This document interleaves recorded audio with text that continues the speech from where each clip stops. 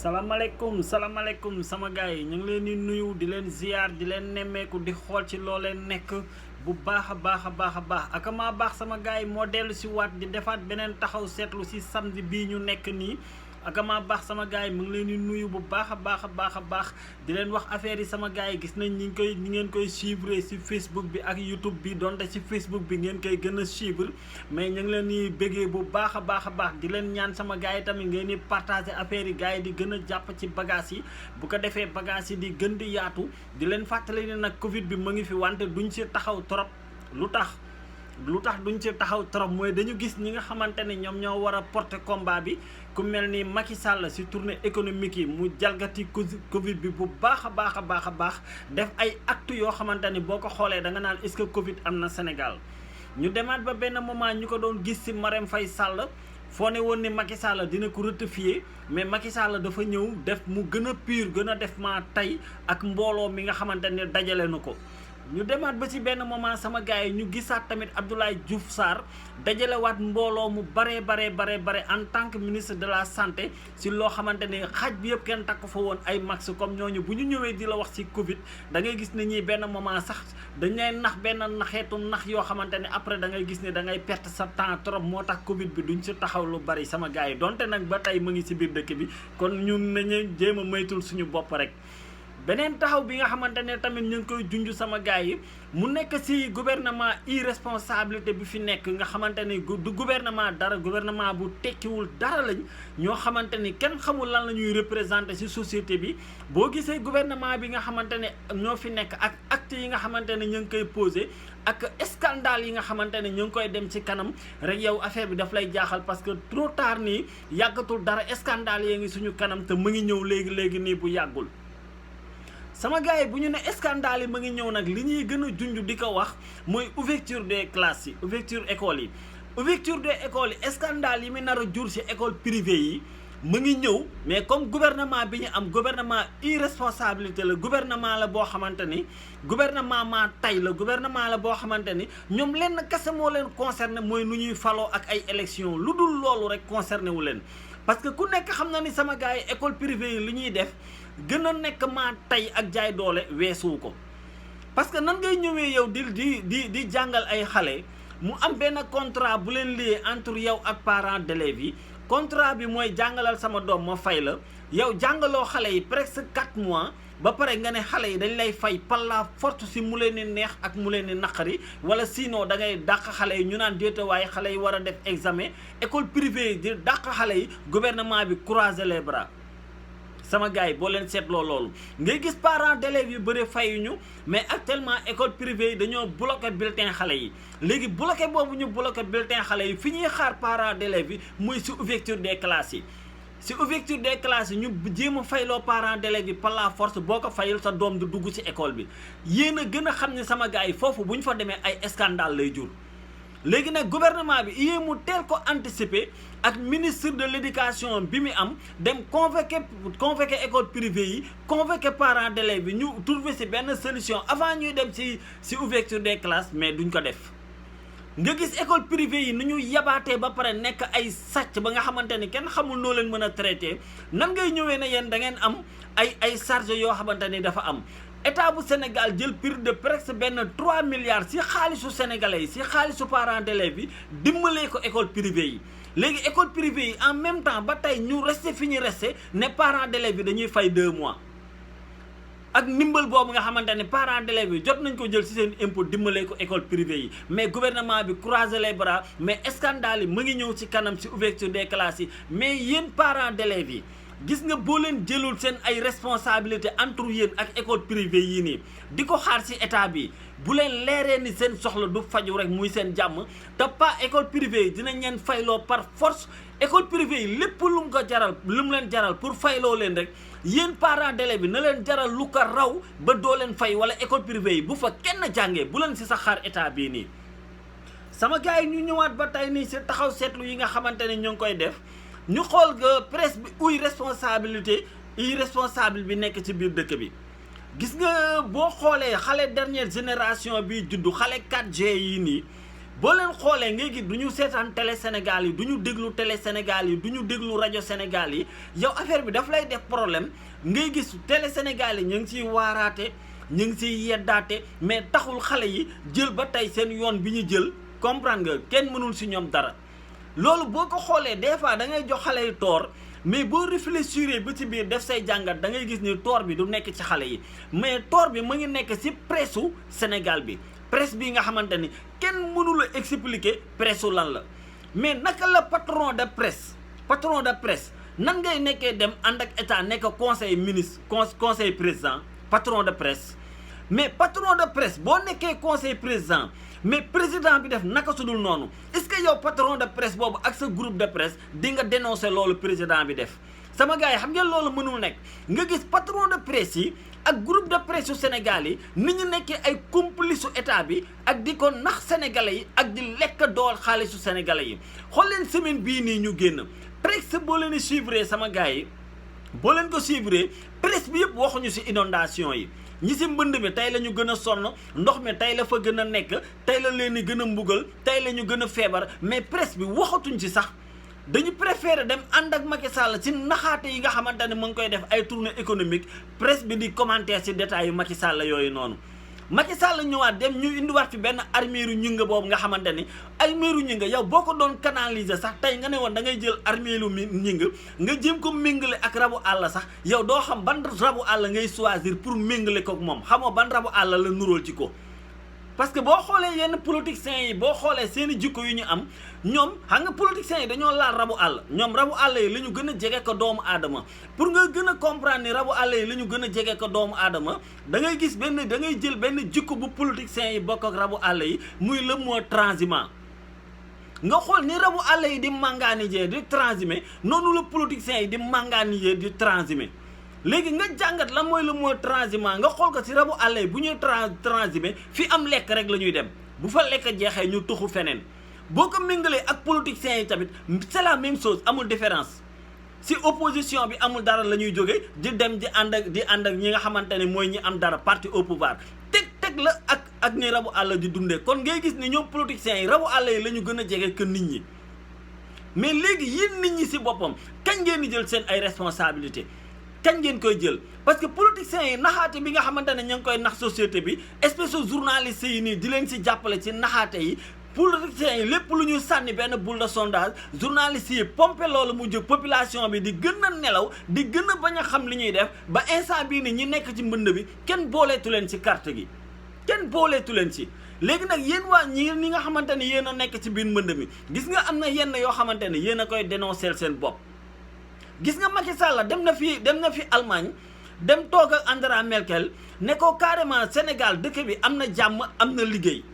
bi mu ko waxee ba dem te loolu dara du ci dëgg parce que dëkk bi benn liggéey kese la fi Macky Sall indi mu nekk liggéey bu dox boo xamante ni sénégalais ñu ngi siy gis seen bopp muy ŋàcc ndox liggéey boobu kese la Macky Sall installé si biir Sénégal liggéey boobu jàll te boo demee Kër Massar di nga gis jeunes yëpp actuellement nii ñu ngi siy liggéey di si jëlee ay coono yu dul jeex muy jël ŋàcc ndox à part ŋàcc ndox amul beneen métier bu Macky Sall installé si biir réew mi mu dem bu weesoo nekk ci ay élections yoo xamante ni nu mu ko gañee baax na Macky Sall Lac de Guiers 2 sax moo ko tane ndax Lac de Guiers 2 lu mu bon si face à face combat yi sax dina la xulli bëtu tàppetam yooyu noonu ba combat bi arbitre sifflé muy daw di wër ba ut fu mu jàpp daan la mais Macky Sall loolu sax du ko ci fekk Macky Sall loolu sax du ko ci fekk dañ lay takkal loxo takkal ko tànk takkal ko bët tëral nit ki mu ñëw yéeg ci kawam ne moom moo gañe yéen sénégalais yi gis nga boo leen jógul seen bopp ngeen jël seen ay responsabilité seen bopp seen en main ngeen xeex ak li nga xamante ni yéen a ngi koy dund ngeen yaakaar ko ci politiciens yi ak faux journalistes yi nii la ñuy faatoo nii la ñuy deewee est-ce que ñun sénégalais ñun lii ñuy nga xamante ni politiciens yi ñu ngi ñu koy teg ak espèce de journalistes yi ñun lii la ñu mérito est-ce que ñun lii la ñu mérito léegi ñun ban moment la ñuy jël suñu responsabilité pour dagg jéng yi génn ci loxo politiciens yu bon yu yées yi nekk ci bopp réew mi di mbugal population bi chaque jour est-ce que ñun noonu la ñu war a dëkkee mais noonu waruñu ko dëkkee sama gars yi ñun waruñu continuer noonu di dundee noonu ñun war nañu continuer ci étape bi jàll ci beneen étape léegi étape boobu noonu nan lañ ciy jàllee muy ci moment bii sama gars yi dem leen ngeen bindu ji ngeen ut ay carte d'identité ut ay carte électeur bu leen xaar ba ñu ne élection yi fixé nañ ko wala jàpp nañ ko politiciens yi di jël ñu leen neex di leen jox seen ay carte di ko xañ ñi si des. beneen côté bi nga xamante ni maa ngi fay woo sénégalais yi ngal la yéen ñi nekk ci àll bi nekk ay immigré nekk ay doomu baykat xam li nekk ci biir àll bi ba pare dem immigré ji seen bopp ubbeeku yéen ñooñu nga xamante ne as néew boo leen am yéen a ngi koy def seen village yi di fa tabax ay école di fa tabax ay hôpital di dimbali seen waa village yéen ñooñu jege si leen ngeen jéem a dajaloo ñi nekk ci village yi élection yi buñ ko fixé mu nekk vote direct ngeen jéem a xeex jéem a gagné seen maire localité yi tant que loolu deful leen ko ngeen toog foofu noonu di immigré politiciens yi du ñu jóg si di mbugal waa àll bi du ñu jóg si di mbugal seen waa dëkk yi politiciens yi du ñu jóg si di toroxal askan bi loolu nag gis nga yéen waa àll bi bis boo leen xippiwul seen bët ngeen xool politiciens yi selon ni ñuy naxaatee Macky Sall mii naan day def tournée économique pourquoi Macky Sall demul def tournée économique bi mbay mi di commencé bi nga xamante ni baykat yi ñu ngi ruuj pourquoi demul bi nga xam ne baykat yi ñu ngi ji mu wane sénégalais yi ni ñuy condition yi nga xamante ne ñu ngi koy bayee mu wane ne Sénégal jusque ba 2020 ay ngoos-ngoos hilaire la ñuy bayee mais Macky Sall bàyyi ba mbay mi nat ba àll bi yëpp a vert mu ne day def tournée économique léegi choisir dem ci tool yoo xamante ni yóbbu na fa ay tracteur yóbbu na fa ay moulin yóbbu na fa tous les moyens après Macky Sall foofu la dem RTS bu bon bii nga xamante ni moom la fi nekkal RTS jël yooyu noonu tourné Macky Sall yooyu di ko wane en direct te dem leen ngeen seetaan waa RTS bi Macky Sall demee ci Kër Massar ci mbënd mi inondation yi RTS wanewu ko en direct parce que loolu bëggul mu génn léegi nag yooyu ngeen xamante ne RTS moom da koy bañ a wane jël leen seen téléphone yi ngeen xam ne téléphone du ci nekk di wax ay wax yu ñàkk fayda kase lañ ñu ko joxee dama bëgg ngeen xam ne téléphone yi ni mu tuutee noonu tuuti noonu la mën a fajee suñuy soxla noonu la ñu mën a xeexee suñuy soxla noonu la ñu mën a dénoncer li nga xamante ni moo xew ci biir Sénégal mais gis ngeen presse nationale bi ngeen xam ne tekkiwuñu dara journaliste yu bon yu yées yi nga xamante ne ñoog état bi kiif gis nga fiig ñu ngi fi duñu tàggoog politiciens yi fiig ñu ngi fi rek ñun duñu mës a génn ci loxo politiciens yi parce que ñoom ñooy complice su politiciens yi si lu nga xamante ni moom mooy nax askan bi gis nga bi nga xamante ne affaire Petro-Tim presse bi ñu ngi ciy wax ay ñoom Baba Aïdara ñoom Cheikh Yérim Seck ñoom ñëpp di ci wax ñoom Ousmane Sonko ku nekk di ci commentaire déggoo leen Macky Sall yëy si déggoo leen muy yàbbi ci mais bis bi nga xamante ni BBC wax na ci Macky Sall da ngeen ko gis dafa génn dafa réagir bi ci BBC waxee rek dafa réagir parce que xam na ni moom politique bi muy viré mooy politique internationale bu muy naxee tubaab bi ni Sénégal mu ngi ci voie de développement te fekk Sénégal lépp ay naxaate la parce que Macky Sall dafa jël le mot de Sénégal émergent di ko jaay di nax sénégalais yi Sénégal fan la nekkee Sénégal émergent boo xamante ne ñu ngi inondé ñu ngi ci biir mbënd mi mais nga gis état bi dem lancer opération Fendi actuellement nii moom la ñu lancé opération Fendi comme quoi que ndox mi génn na ci biir banlieue bi comme quoi que ndox mi génn na ci biir dëkk bi comme quoi que ndox mi génn na ci biir village yi mais lan mooy Fendi mais Fendi mooy fa amatul ndox mais fu am ndox ba pare yow nga ne da ngay lancé opération Fendi di naxaate yow nga war a lancé opération na fi jóg jéem a jëli fii ndox mi demagul nga naan na Fendi xam ngeen loolu ay naxaate la te loolu kenn du leen si jëlee ku dul yéen. beneen affaire bi nga xamante ne sama gars yi tamit maa ngi leen koy lancé mooy yéen ñi nekk ci zone Dakar bi si gox-goxaan yi gis ngeen marché luuma yi nga xamante ni ma ngi am ay marché jeudi marché vendredi ak marché àllarba yi am ak marché samedi yi am front de terre actuellement nii maire yi dañu nekk ci coupé contrat bi doxoon seen diggante ak société bi nga xamante ni moo gagné woon marché yooyu dafa indi bâche yi profité nañ si commencé dakal contrat boobu noonu ba nga xamante ni marché yi bâche yooyu noonu dañ koy annulé delloo si waat fi ay parasol gis nga parasol yooyu nga xam ne jóge woon na fi bis bu ko fi maire yi delloo si waatee yéen ñi si quartier bi doo leen tàggoog si ay blessure doo leen tàggoog salté doo leen tàggoo ay pousse-pousse yu dul jeex bu leen ko mës a nangu gars yi di ñëw di jaay si foofu noonu si marché luuma yi di fa indiwaat ay parapluie contrat bi lié woon entre maire yi ak société boobu contrat boobu nañ ko maintenir mu continuer mais ñun naturellement bu doon ay tubaab ñoo moom société boobu noonu contrat bi day continuer mais comme ay doomu réew mi ay sénégalais ay africains ñooy booloo di ko indi nga gis maire yi ñu ngi profité ci mbas mi di dakkal contrat boobu noonu gis ne amalatu leen benn njëriñ te loolu noonu ñuy dakkal ñun ñi si gox yi ñun ñoo koy dund si ñun lay metti mais politiciens yi si boppam ñoom ñoo bëggul seen réew politiciens yi si boppam ñoo bëggul kuy sonn si ñoom politiciens yi si boppam ñoom ñoo bëgg yëfu jàmbur ñu ñuy naxee ay Sénégal émergent mooy lan yow nga ñëw léegi nga jël pont de l'émergence